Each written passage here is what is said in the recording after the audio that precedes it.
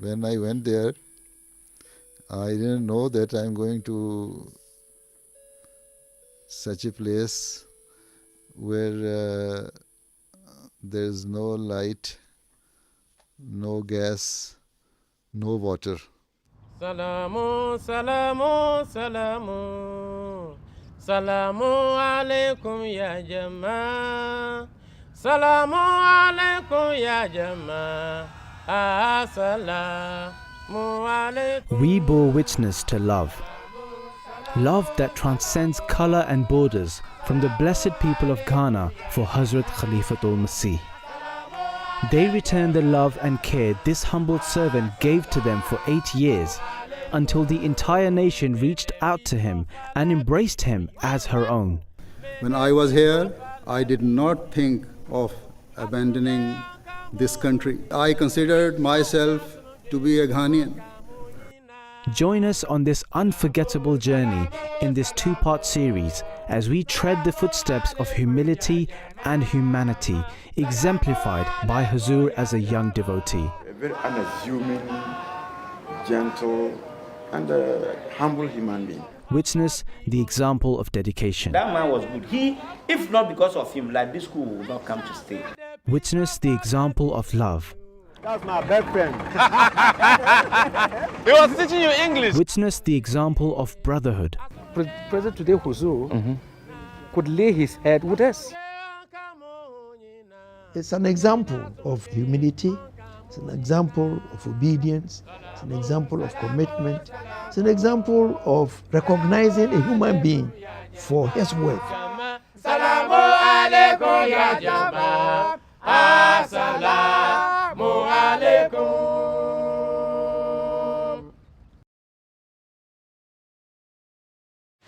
Well, my concern is not only with the Ahmadis in Africa, but with Africa itself. I'm a religious leader who believes in total dedication to the cause of Allah, and if you are honest in that dedication, then you must be dedicated to His creation. I'm training and instructing my community according to the best education and teachings in Islam. That is to say, serve the cause of humanity just for the love of it. The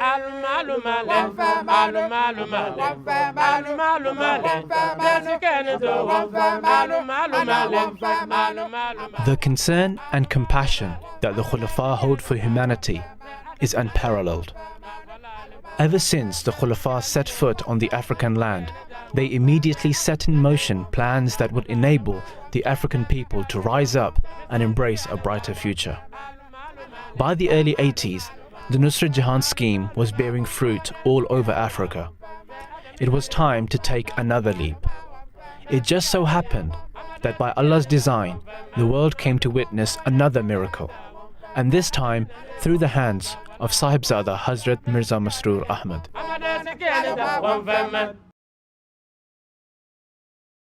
Post-colonial West Africa was at a constant struggle to support its economies, and Ghana was no exception. This is before the discovery of oil. Other than the export of a few food items, such as cocoa and fish, there wasn't much else bringing enough revenue for Ghana. On top of that, one of the most basic requirements of food was not produced at all, but in fact imported from overseas. Due to harsh weather conditions, lack of fertile soil and water, wheat could not be produced in Ghana. Even today, more than 90% of wheat in Ghana is imported from the US. Hazrat Khalifatul Masih IV rahmahullah decided it was time for change. Sahibzada Hazrat Mirza Masroor Ahmad was an accomplished agriculturist with a master's degree in agriculture, and he was stationed in Asachir as headmaster for the T.I. Ahmadiyya Secondary School at the time. All the trees here were originally planted by Hazur when the school was moved to this location. Not only this, but Hazur for the first time in Ghana had experimented with growing soya bean at the school, which was an incredible success. So much so that the then president of Ghana, Dr. Hilal Liman, took a whole sackful away with him after his inspection of the school. This was to be the start of a groundbreaking project, initiated by Hazrat Khalifatul Masih IV, rahmahullah, and for this task, Hazrat Sahibzada Mirza Masroor Ahmad was located to the north, this time to Tamale, to start what would come to be known as the Ahmadiyya Agriculture Project.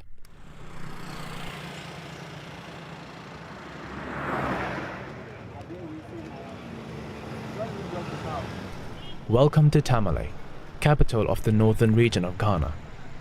The Ahmadiyya Agriculture Project required the right balance of cool weather, fertile soil, and easy access to water.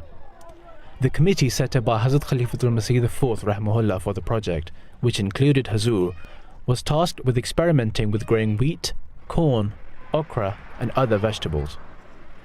Areas around Tamale next to the rivers during the relatively cooler Harmattan season were the best place for the experiment. This wasn't the first time this was being done.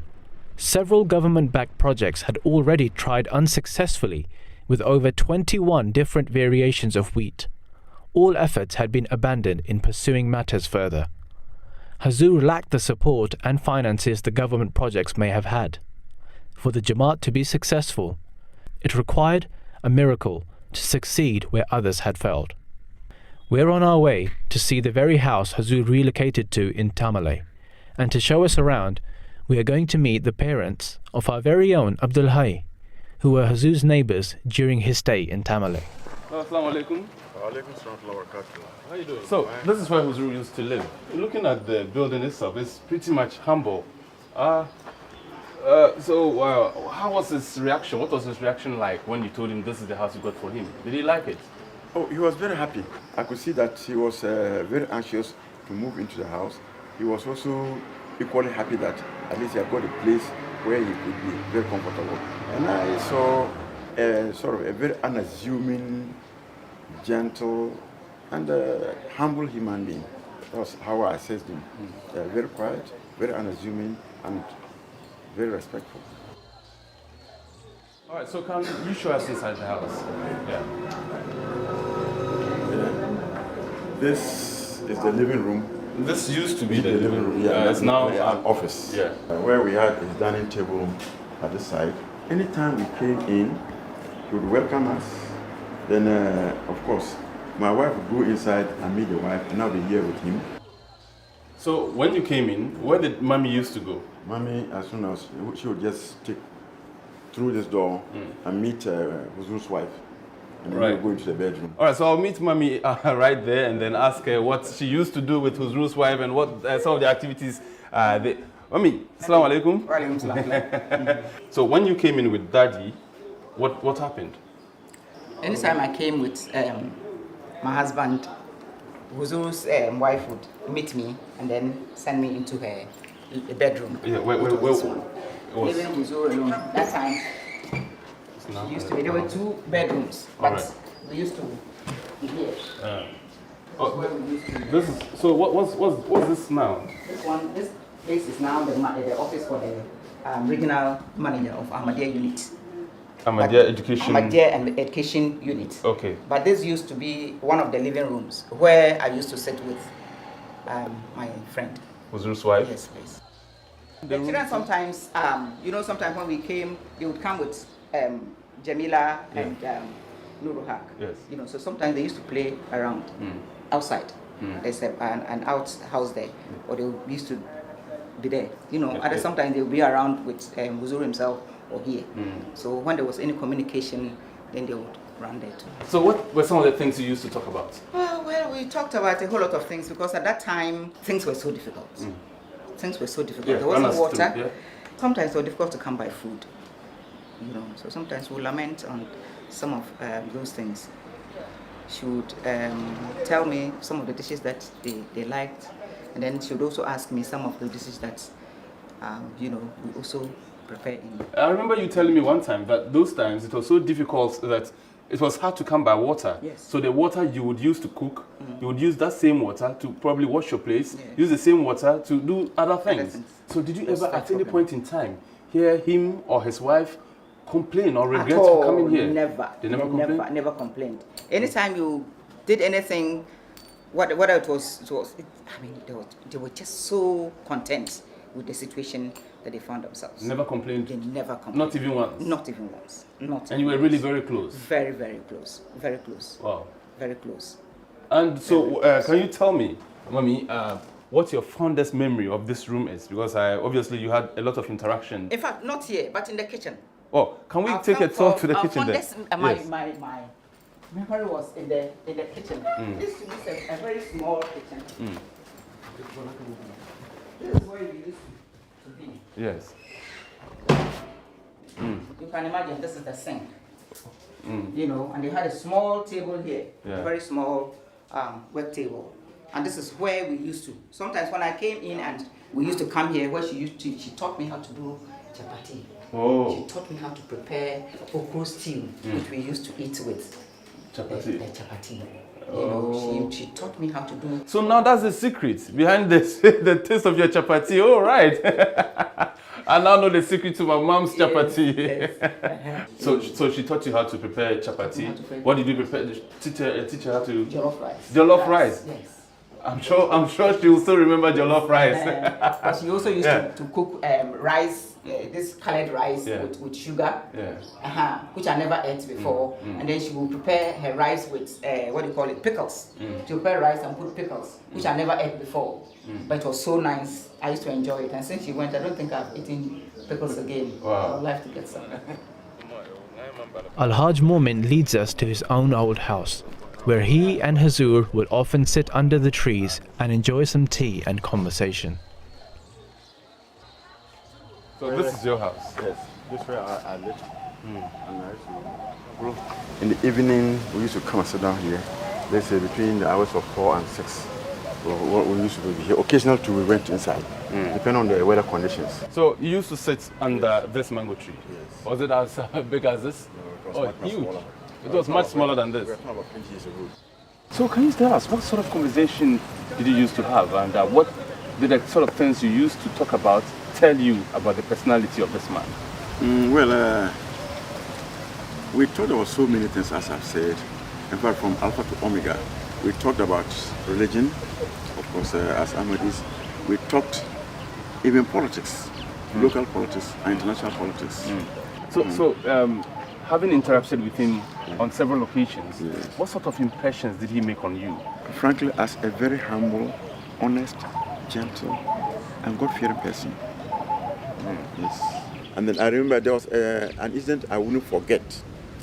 In the month of Ramadan, it was during the drought. We had, in fact, food was very difficult to come by. On the last day of Ramadan, the moon appeared. But believe me, some people didn't know what food to cook the following day to celebrate Eid. I was a bit better, but I wasn't okay. So we were contemplating what to do with the rest that we had, because it wouldn't be sufficient. Then somebody came, I think that was his houseboy. I said, he said, Massa said, make I'll call you. But I apparently asked him that Huzu wanted to see me.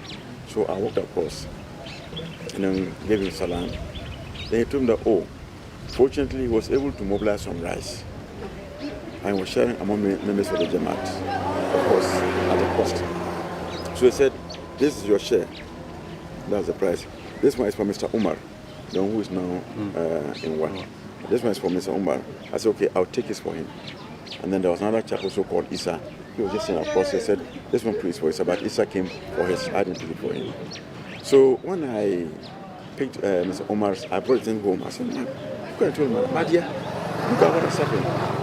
Mr. Masroor has brought us some rice. I mean, it is so wonderful. We're all excited about the rice.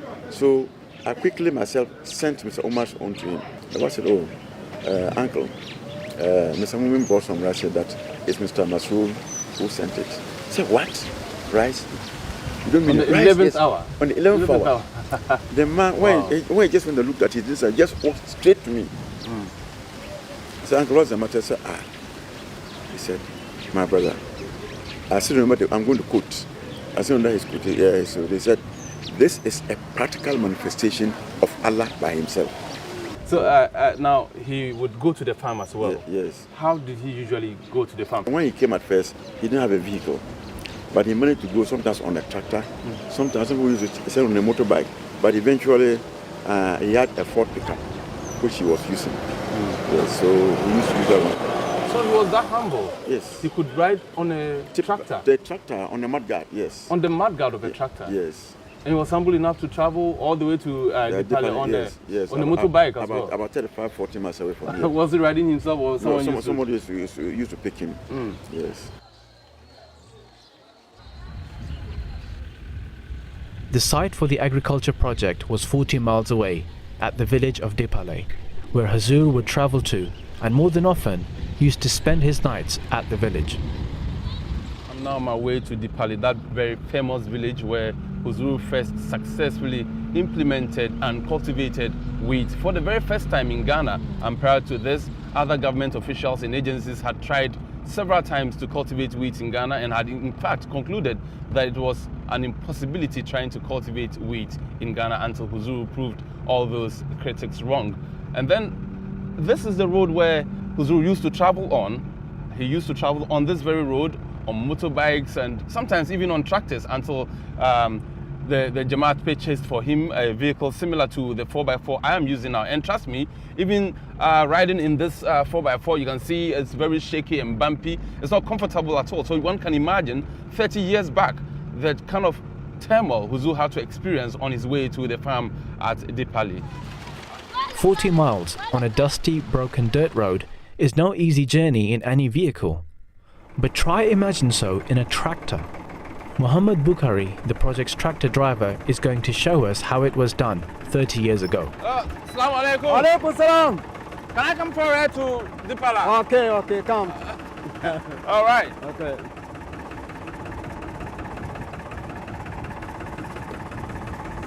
So how are you doing? How are you? I'm fine. Alhamdulillah. How are All you? right, let's go. I'm fine. I'm fine. Your family? Yes, I'm fine. All right.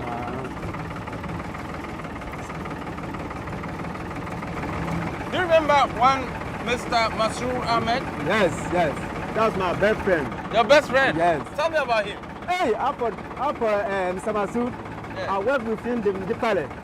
We do irrigation, making corn, popcorn, wheat. Hey, many things. At where? Dipale? Dipale.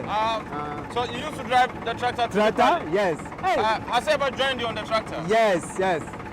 Tell me about his journey with you on the tractor. Every day we are going 40 miles, in and out 80 miles away. Every day. And where would he be sitting? We are sitting behind while we are sitting. Just here? Yes. I can't imagine this. This man used to sit here? Yes. On the mudguard of the tractor? Yes. The time we are start making fasting, still we have been going. Even during Ramadan, when you are fasting? Yes. You still go on the farm? Yes. And you'll be, during Ramadan, Yes, you still sit on this? In the scorching sun? Yes. That man Yeah. is very, very fine, good man. He's a good man. Sometimes I will speak my English. You say, hey, your English is very, very poor.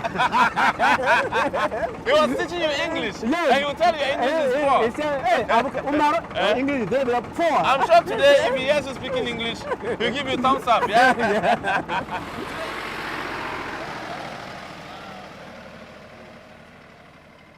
On day, Opera Malo ni yala. Anu shama de benong. This one want to nano. Carmel no. When I take a la camba. La po yala. On the shama. What man when I yell man? Nda kunya to strabanya one more so send the tank patapolo. Go Opera book the day younger. Bendirubu, don't to not know sham. Where no limited. Ama uncle no carbotuba. We are marrow in Wuha. No one to none, the Nama, but the girl on board Shamma. I become back or I have do that. I don't call a party. Nda born the palm, or I went to Montemar, there be summer. Can you a young ball of Pamanji? When I'm bought Pampam Jipa, I am going to get us on. Before then, did you see wheat in Ghana before? And what did Huzur do? What did Mr. Masud do to bring the wheat? I live wheat one Ghana brand of wheat banana Ghana. So when you Ghana, once you have to quality and quality the pallet, So agri kana da kam na batin yele. Don brajim na hu to kuto nan gana. Da satin da kwale karkul nan o den da non to dry. Ka sok tan panama kana te lehele. Den ku bien yela puma wanda bien ka son tene puwa o kulkule. Mamblanya tun yang batumda. An can junction marker now.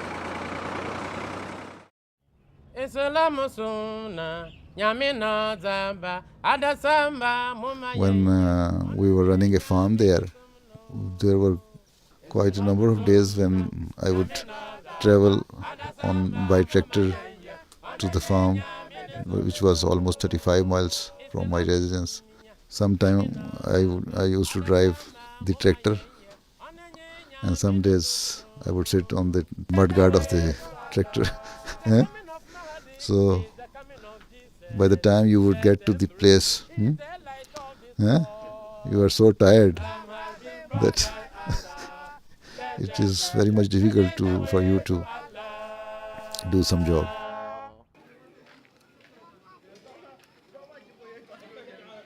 This is the village of Dipale, now a thriving community, but at the time of the project it was a tiny village with farmland close to the White Volta River. As is customary, permission is first sought from the village chief. Talking for us is Huzu's old companion in the project, Muhammad Abdullah, now chief of his tribe. The present Huzu was the farm manager of Ahmadiyya Agri Project, Northern Region, Tamale. The farm was sited in Dipale. And due to the inconvenience or the distance from Dipale to Tamale, the Agri Project decided to build a farmhouse. But as of now, we can only have a trace of it, because since we left the project, people has encroached on where they will build the farmhouse. Yeah. So where was this house? This was where the house was. We had 2 bedrooms, 2 rooms. This particular spot. So from here, most likely, from here up to that place. So as I'm standing here, it's possible I could be standing in a spot, in a room where Huzu used to sleep. Wow, there was a room here. Yes. Was it made of bricks? Was it similar to what's here? This is even looking more nicer. This is nicer. Was it similar to that? We've just built. We used some swish to build it. Yes. Then there's some little byproduct of rice axe. Wow. To plaster it. Wow. And the floor was anything, just to lay our heads. Wow. And Huzu was present today. Huzu could lay his head with us. Oh, you mean you were all sleeping in the same room? In the same room. You were his work. You were working under him. I was working under him. I was his assistant manager. All right. Oh, yeah. we had to cook our own. And do you know what was happening? Yeah. If Huzu was to stay here for 3-4 days, his wife who has to prepare chapati, then some cakes that will survive him for afternoon, evening, and morning for 3 days. You see this? You see this room? Yes. This is a modern room. You call this is a modern room compared to what you and Huzu were saying. Wow. This is a modern room. Very nice. Huzu, we couldn't make a room like this. Oh. Yes. And you didn't tell me about the roofing. It was all with thatch. This is made of grass. Grass. This is grass. Yes. Yours too was made of grass. We had to buy the grass from this village. Wow. Yes. And well, obviously this is cement. Well polished. Yes, we just use mud to ramp. We use sticks to ramp it so that it could hold. Yeah. So talk about ants. Talk about other rodents. Oh, but for that ants, we didn't talk of them.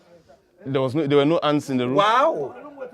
We have to manage with them. You had to manage. So you were literally living in the same room with ants at the time. What we had to do. Wow. And snakes, scorpions. Snakes, oh. This was the only place that was within this side, the only house. So you could imagine the type of reptiles and other things we're facing. I had a snake bite, scorpion bite in this one of our rooms for 3 days. Scorpion bite? Scorpion bite. Wow. I had the pains for 3 good days. And what kind of things were you sleeping on? I can see this. This is a modern kind of mattress, isn't it? Yes, he had this student light mattress foam. And, or at times he comes with a bed sheet. So he used to come with something like this, or a bare bed sheet that we just put on the floor and lie on. It. Wow. Well, I know this is more comfortable than what Kuzuru used to lie on. The project has no money to buy all these luxurious things. Wow. But I'll just right now, James, I'm just going to make an attempt to have a feel of what Kuzuru might have felt at the time that he was here, and he would sleep on something which was, what we see here was more comfortable than what he used to sleep on. I'll just try and see if I can spend 8 hours of the night on this mattress. And you used to have mosquito net, you said? Yes, we nailed the mosquito nets in the square rectangular form for him to avoid mosquitoes. Oh, this is very much unlike my bed. I'm just wondering if I can survive this for 8 hours, you know. But who has to survive with it? No, it's just too hard for me now. I can't. Oh, must have been a lot of sacrifice. Yeah? Of course. And for all of you. Yeah. Wow. Chief Mohammed Abdullah, so in those days, obviously, you just mentioned you used to bring, Kuzuru used to bring items like chapati and all that. Yes. But if you wanted to take tea, obviously you would have to boil water. How did you go? No electricity, no kettle. This makes me remember one day he was hungry at the farm. Then he asked me to boil tea for him. Eventually, we used the bowl that we used to prepare our soup. Like this one there? Like that black, okay. So after preparing, Abdallah, have you put pepper in the tea? Oh, okay. Because it's been used to... We used it to prepare our soup. So there was chili, there was spice, everything in it. And you didn't wash it well? Yes. So you have to manage. Let's have a look at the pot here. Okay. So there's water. I can clearly see that there's water in there. So, but then this same pot is used for soup and is used other for things. Stew, is used for other things. And at the same time, you would use it to boil water. Boil tea. So that is it. Wow. So you could imagine the stress, the uncomfortability, the hardships, the sacrifice the President Kuzuru made towards the Ahmadiyya Agri project. This was a co-worker, or do I say a companion in this village, who at times helps in the farm. Wow. This was our best friend. When we needed fish, he could give me a fish. But that time, this guy was a small boy, and we used to send them. So you see? Yeah. And they all knew Kuzuru. They all knew him. You all remember him? Izamio. Zaramio. Kabuno, assalamu alaikum. Assalamu alaikum. All right, that is his name. All you're telling me here is that, look, when Kuzuru worked here, he lived with them, he worked with them, and they all know him. They still do remember him, and they remember him by the name Assalamu alaikum, because they think that he was a man of peace. And indeed, Kuzuru is a man of peace. Okay.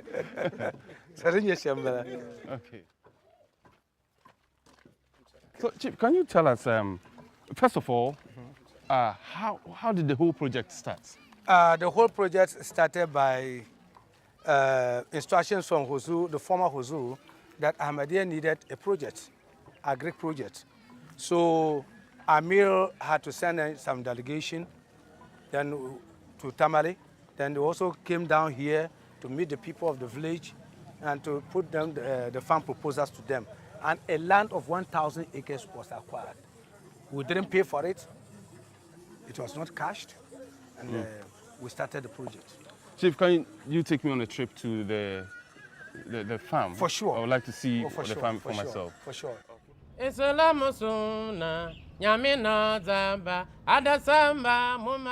I would spend some night there. And there was no proper house, even no house. It was a small village.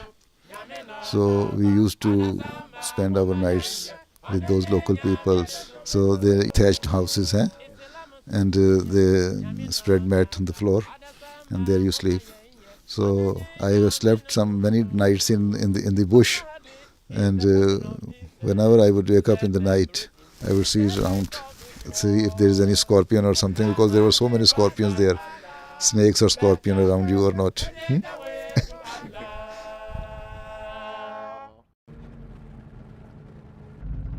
Evening approaches as our journey nears its end.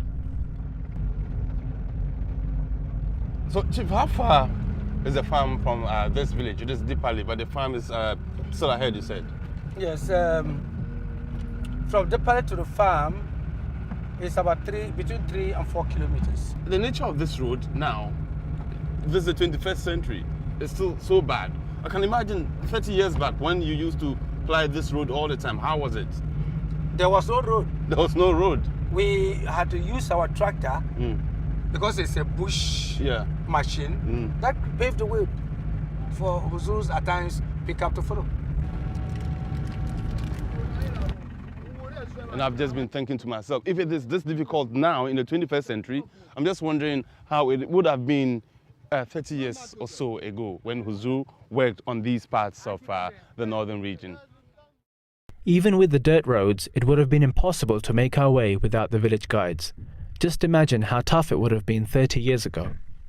So when you saw him for the very first time in your life, what sort of impression did he make on you? Yeah, I was not too sure whether he could do farming. Why? Yes. Why? I was not too sure whether he could do farming. Because looking at how he was dressed, and I knew him to be the headmaster of Salga at Ahmadiyya. So I was a teacher, a secondary school head teacher coming to be a farmer. So you doubted his I ability doubted his ability of being a farmer. But you still went ahead to propose to work with him. Yes. There's something that might have gingered you to you see, make because that they proposal. said Ahmadiyya Agri Projects was going to be, it was a humanitarian project. It was not a profit-making destiny. And as an Ahmadi, it's a common pledge that we are all the time ready to serve the mission. So that also geared me to come into the project. With the help from the locals, we have finally made it to the farm. All this land that you see was under Ahmadiyya Agri Project. Wow. This was acquired by Ahmadiyya Agri Project. How many acres is that? Well, we acquired 1,000 acres, both for cultivation of rice, ginger, experiment of wheat growing, vegetables like okra, carrot, cassia or something like that, and so many other granates. We even did granates and the upper lands. So can you tell us, before this experimentation on wheat, had you ever seen wheat with your naked eyes, with your own eyes? No. And it was on records that Ghana, no wheat can be grown in Ghana. It was on records in Ghana history that wheat cannot be grown in Ghana. But we experimented it on this land. And it was very useful. Very, very successful. Successful. Wow. 100% successful. Wow. So that. So this is where you used to work? Yes, we used to work. You see, this was a pavement for the irrigation. This was where we could slope our machines down. Right there? Yes. Can we have a look? Wow. Yeah. It's still there. Yeah. Wow. So what used to happen here? You had water? That is a river. There's a river there? That's a river. Wow. So our machines were down there. Is the river still alive? Yes, let's go. And you were not scared of snakes or anything when you were working here? Because what do you have to do? Frankly speaking, I am scared of snakes. Okay, let me take the lead. This is the white Volta, I believe. Yes, I believe. Yes. So what happened from here? Chief is okay. No, I want to show you something. You want me to still come down there? Yes, come down. Is it safe? It's safe. There's nothing. Okay. You see? We cleared the land here. Yes. Cleared the whole land there. Then our machines were there. Then we will lay pipes up. Right? All this was cleared. We'll put the pumper machine there to draw water from here onto the land. Wow. Well, we had three machines working at all the time. So you had constant water supply for the wheat project. Wheat project. And how many months or years did it take for the project to mature So then you could say now it's been successful. Yes, the wheat cultivation was done only at one season. Yeah. We did it once. Yes. And it was successful. Successful.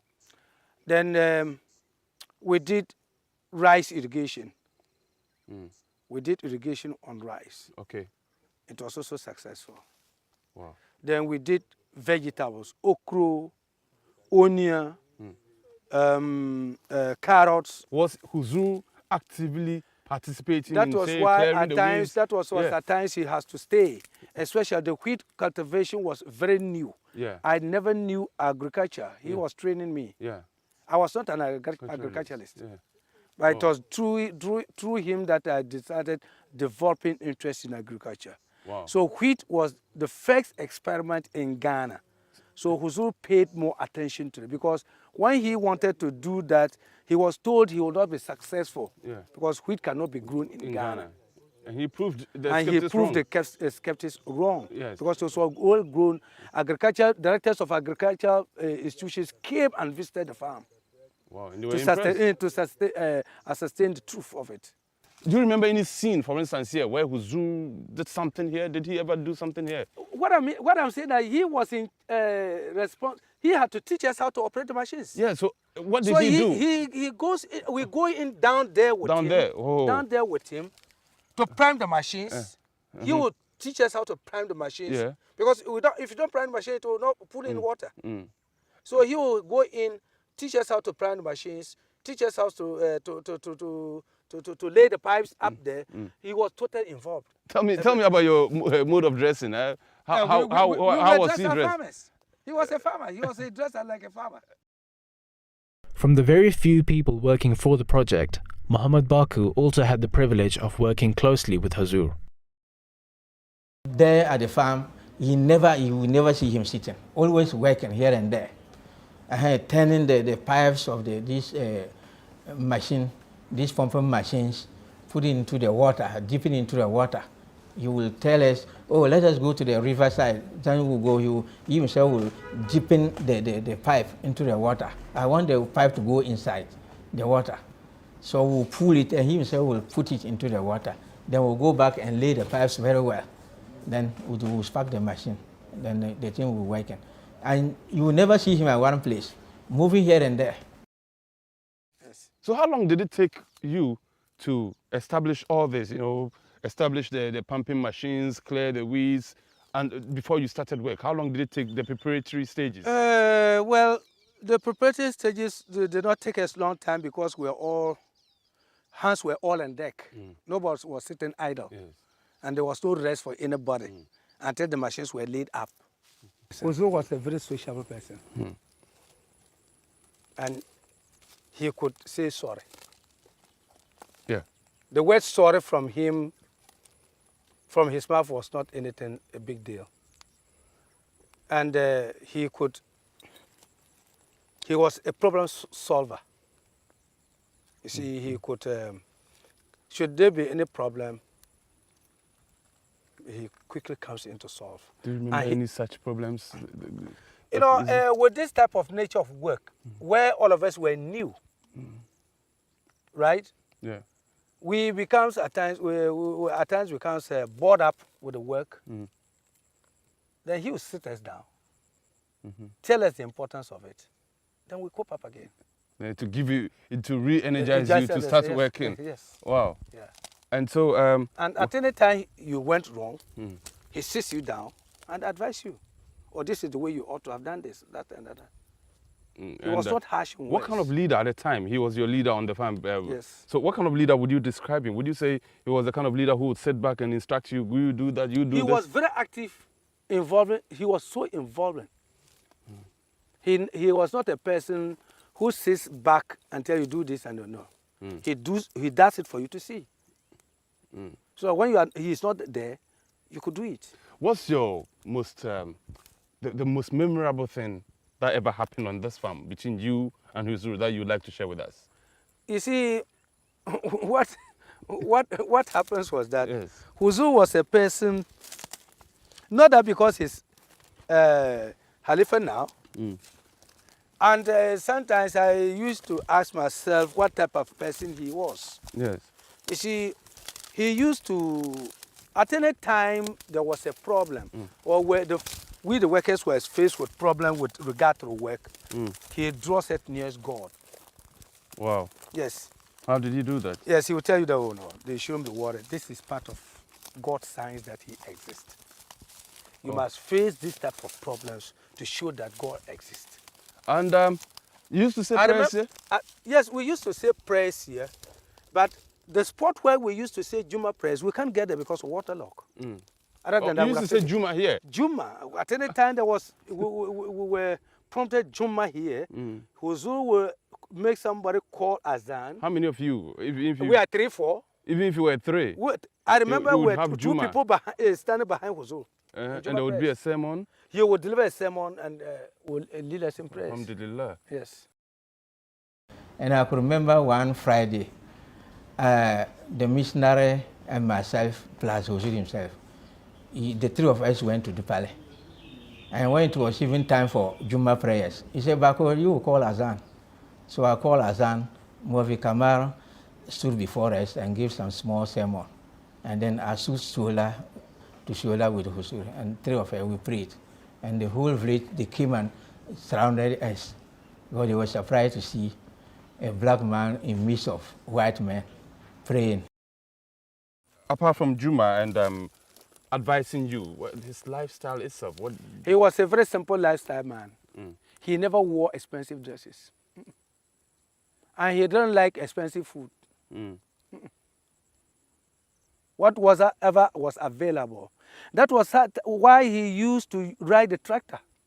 Because at any time he felt that consumption, we had a Ford pickup which consumed more petrol. So in order to safeguard mission's money or the project's money, at times we come with a tractor. And I just saw the struggle we had to go through to be here. So around that time, I tell you that this ago, one was this is a better road. It was our tractors that we used to pave road. So you can imagine, like here, a wheel here, that's all. You move. Until recently, I never knew that he had devoted his whole life to Ahmadiyyat. Until quite recently. And it makes me to reflect and to now reason why he was so committed to work. He was not lazy. He was not selfish. He was ready to share ideas with you whenever you were wrong. And he was ready to listen to your advice. It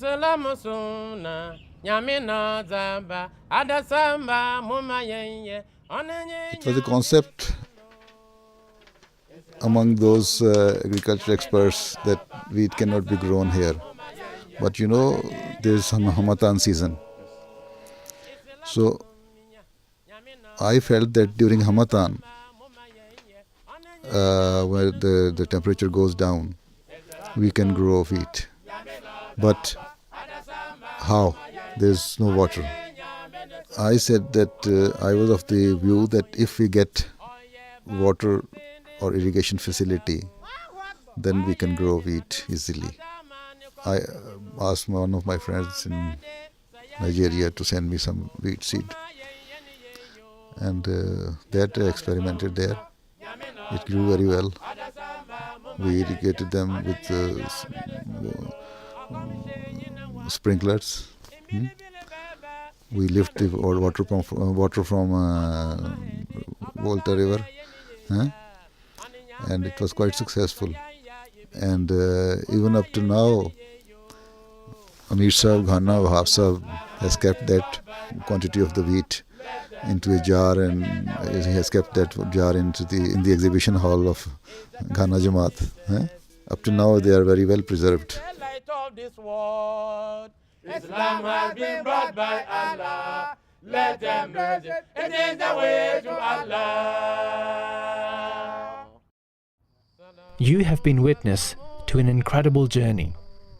To be devoted in the service of God is to sacrifice your life, honor, and wealth.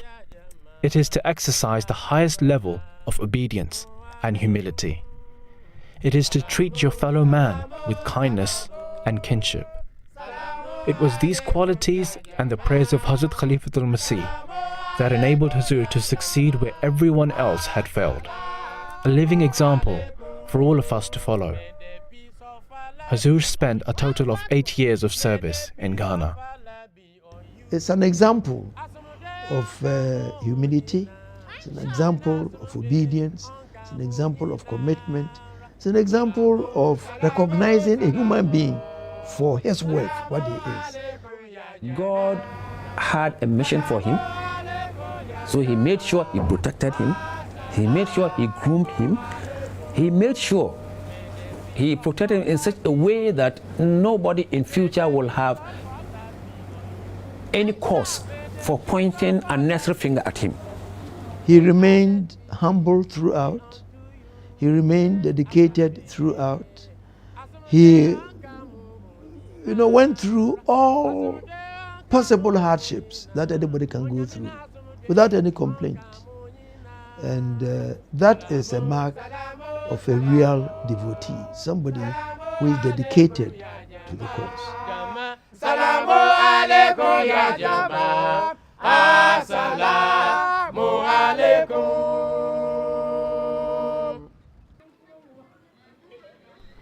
The Ahmadiyya Agriculture Project was an incredible success. But the village of Dipale is not forgotten. The village that welcomed the Jamaat is now itself a proud owner of a school, a farm that will forever bring a better harvest for all the futures to come.